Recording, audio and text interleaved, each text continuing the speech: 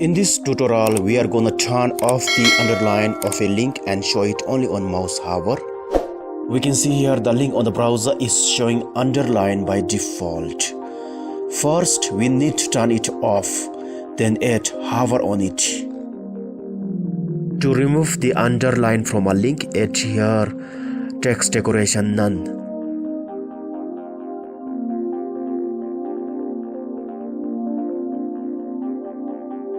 Now the underline is gone. To show it on mouse hover, add here hover space, then inside the double curly brackets we have text decoration underline.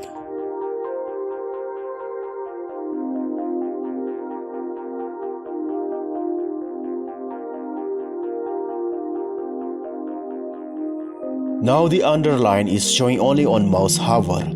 That's it. Thanks for watching. Stay technically sound and spread love and compassion to all.